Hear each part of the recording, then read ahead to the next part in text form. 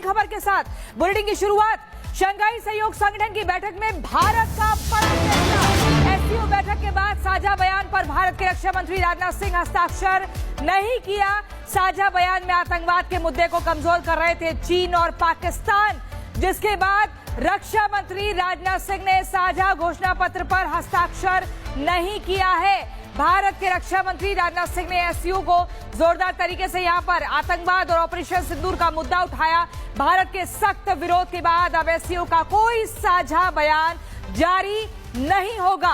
SCO से हुंकार, दुश्मन हो जाए खबरदार, ये एक बड़ा संदेश दिया गया है रक्षा मंत्री राजनाथ सिंह के द्वारा। तो राजनाथ सिंह ने साझा बयान पर हस्ताक्षर नहीं किया और इसी के साथ साथ ये चीन के सामने राजनाथ सिंह ने खरी खरी यहां पे सुना दी है। सीधे रुख करते सहयोगी गुरसिमरन का। गुरसिमरन, भारत ने अपना रुख साफ कर दिया और ये कह दिया है कि अब यहां पे आतंकवाद और बातचीत एक साथ नहीं चलेगी। अपने आप में ये बड़ा संदेश दुनिया भर को भारत की ओर से। देखिए, बिल्कुल साफ कर दिया है भारत ने। जो शंघाई में वार्ता हुई है उसके बाद भारत की रणनीति और नीति जो है वो स्पष्ट तौर पर सामने आई है कि भारत, चाहे चीन हो या कोई भी वैश्विक स्तर की जो है ताकत हो, उसके सामने जो है भारत का स्टैंड बदलेगा नहीं। और भारत ने जो है साइन करने से मना कर दिया, यानी कि आम सहमति जो है एक बयान पर नहीं बन पाई जो शंघाई शिखर वार्ता के बाद अब जो है वो जारी होना था। भारत की तरफ से कह दिया गया है कि पाकिस्तान जो है आतंकवाद को लगातार पनाह दे रहा है और पाकिस्तान के आतंकी संगठनों ने ही पहलगाम आतंकी हमले में जो है अहम भूमिका निभाई और उसे जो है इस कुकृत्य को किया। भारत की तरफ से यह साफ था, लेकिन चीन जो है, जो कि पाकिस्तान को हमेशा और पाकिस्तानी आतंकी संगठनों को शय देता है, वो पाकिस्तान का साथ देने की कोशिश कर रहा था, जिसके बाद भारत की तरफ से इस साझा बयान पर हस्ताक्षर करने से मना कर दिया और अब एससीओ का कोई भी साझा बयान जो है वो जारी नहीं किया जाएगा। लेकिन ये एक स्पष्ट संदेश चीन और पाकिस्तान और सभी वैश्विक ताकतों के लिए भी है कि भारत जो है आतंकवाद के खिलाफ अपनी नीति से बिल्कुल भी जो है बिल्कुल उस पर खड़ा है और उस पर किसी भी तरह का जो है भारत की तरफ से कॉम्प्रोमाइज नहीं किया जाएगा। और यह बात चीन को भी बिल्कुल अब साफ स्पष्ट शब्दों में बता दी गई है। इसमें कोई शक नहीं कि 2020 के गलवान की जो घटना हुई उसके बाद पहली बार जो है राजनाथ सिंह चीन पहुंचे थे, लेकिन वहां पर भी भारत ने अपना स्टैंड बिल्कुल साफ कर दिया कि आतंक पर भारत जो है किसी भी तरह से अपने स्टैंड से पीछे नहीं होगा। और यही कारण था कि अब जो एक ज्वाइंट स्टेटमेंट आती है, एक जो है संयुक्त बयान साझा किया जाता है किसी भी बड़े सम्मेलन के बाद, वो अब जारी नहीं होगा, क्योंकि भारत ने कह दिया है कि जब तक आतंकवाद को पूर्ण तौर पर जो है निंदा नहीं की जाएगी, पाकिस्तान का जो है विरोध नहीं किया जाएगा, तब तक भारत उस पर हस्ताक्षर नहीं करेगा। बहुत शुक्रिया गुरसिमरन। और बिल्कुल भारत ने स्पष्ट संदेश दे दिया है और साझा घोषणा पत्र पर हस्ताक्षर नहीं करके रक्षा मंत्री राजनाथ सिंह ने कह दिया कि आतंकवाद से अब कोई समझौता नहीं। इससे पहले एससीओ की बैठक को भी संबोधित करते हुए दो टूक लाउड एंड क्लियर मैसेज दे दिया था राजनाथ सिंह ने कि पाकिस्तान जो कि आतंकवाद का समर्थन करता है, अभी भी ऑपरेशन सिंदूर जारी है, सुन ले। और ये चीन में घुसकर दो टूक कहा पाकिस्तान के रक्षा मंत्री के सामने कि आतंकवाद और शांति एक साथ नहीं चल सकते, आतंकवाद के एपिक सेंटर बच नहीं पाएंगे और कभी भी हम निशाना बनाने से संकोच नहीं करेंगे। पूरी रिपोर्ट देखिए।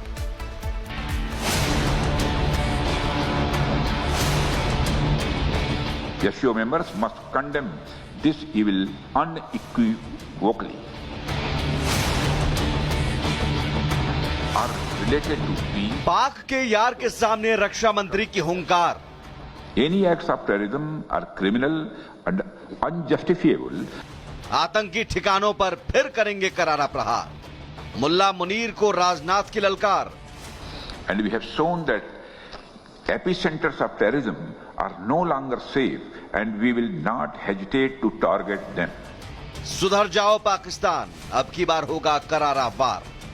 India's zero tolerance for terrorism is manifest today through its actions. SCO की बैठक के लिए चीन की किंगदाओ में दुनिया के बड़े देशों के रक्षा मंत्री जुटे, लेकिन इस बैठक में सबसे तेज और सबसे असरदार आवाज थी भारत के रक्षा मंत्री राजनाथ सिंह की। दुनिया के सामने भारत ने फिर दोहराया, आतंकवाद को बर्दाश्त नहीं करेंगे, दुश्मन को उसकी भाषा में करारा जवाब देंगे।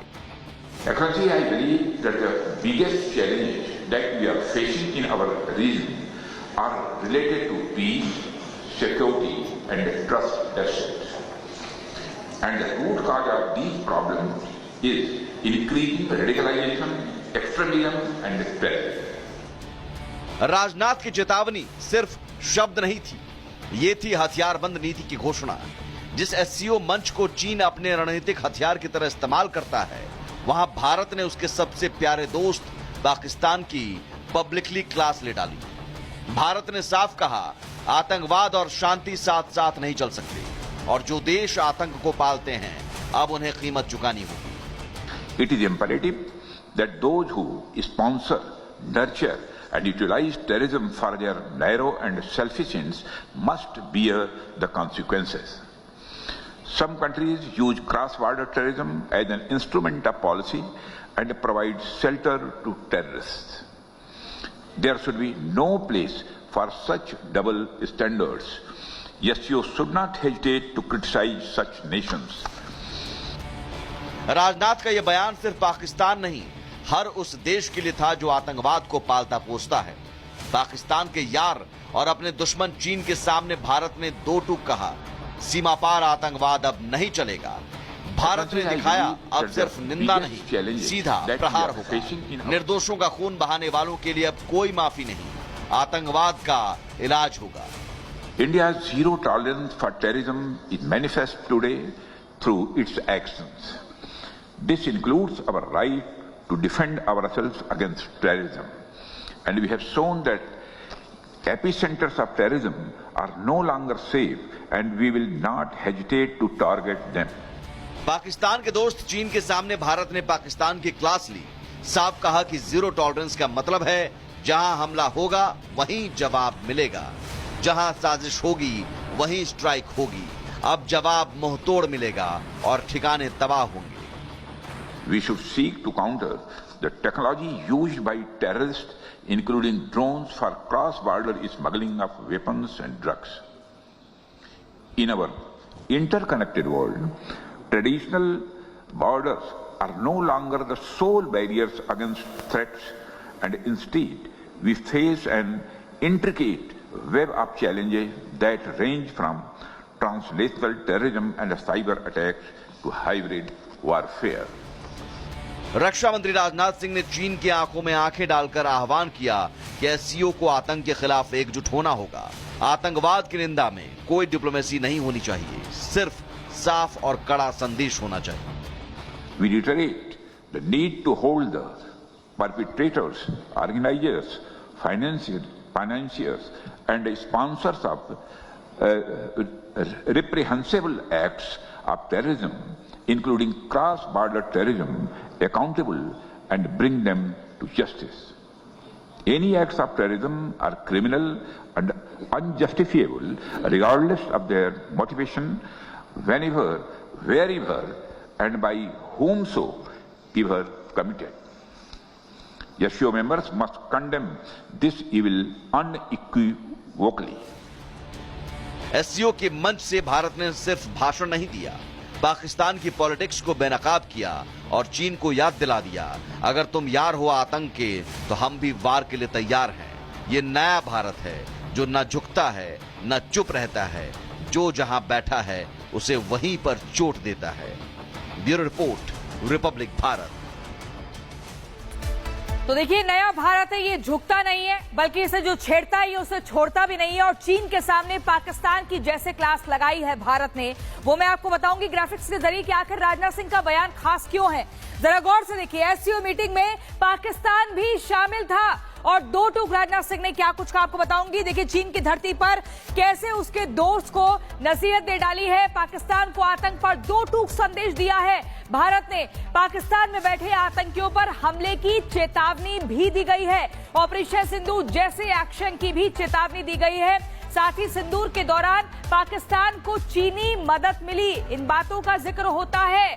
चीन के सामने पाकिस्तान को सीधा संदेश दिया गया, सीधे तौर पर यह बताया गया कि भारत की ताकत क्या है, भारत कैसे मुंहतोड़ जवाब देना जानता है, भारत क्या करता है उन लोगों का जो दुश्मन देश होते हैं, जो भारत की सरहद पर घुसकर अपनी हदों को पार करते हैं। लेकिन यहां पर मैं आपको बता दूं, देखिए, भारत आतंक के खिलाफ अभियान, दो देश एक नसीहत, पाकिस्तान आतंकियों का सरगना, चीन आतंकी जो पाकिस्तान का मददगार है, यानी कि चीन इस पाकिस्तान को मदद पहुंचाता है।